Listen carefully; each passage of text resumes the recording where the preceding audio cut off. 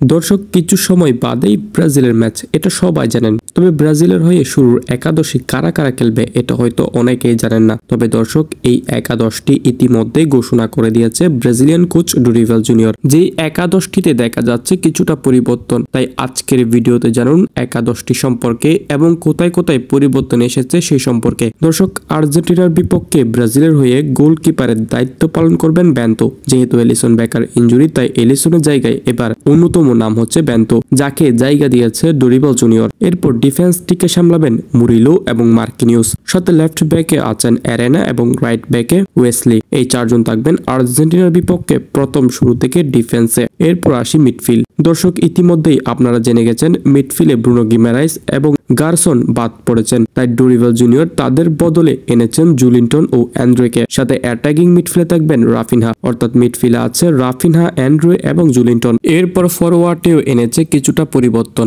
অর্থাৎ স্ট্রাইকে এবার নতুন করে জায়গা পেয়েছে ম্যাথিউস কুনহা। তবে ঠিক আগের মতো লেফট উইঙ্গারে থাকবে ভিনিসিয়াস জুনিয়র এবং রাইট উইঙ্গারে থাকবে রদ্রিগো। হ্যাঁ দর্শক, এটি সেই একাদশ যে একাদশটি ডোরিভাল জুনিয়র কিছুক্ষণ আগে ঘোষণা করেছেন, অর্থাৎ আর্জেন্টিনার বিপক্ষে এই একাদশ নিয়ে মাঠে নামবে ব্রাজিল। দর্শক, আগের ম্যাচ থেকে বর্তমান ম্যাচে এই একাদশে দেখা যাচ্ছে কিছুটা পরিবর্তন। দর্শক, আর্জেন্টিনা ও ব্রাজিলের ম্যাচটি শুরু হবে 6টা বাজে। তো আপনাদের কি মনে হয় ম্যাচটি কে জিতবে, আর্জেন্টিনা নাকি ব্রাজিল? আপনারা কমেন্ট বক্সে জানাতে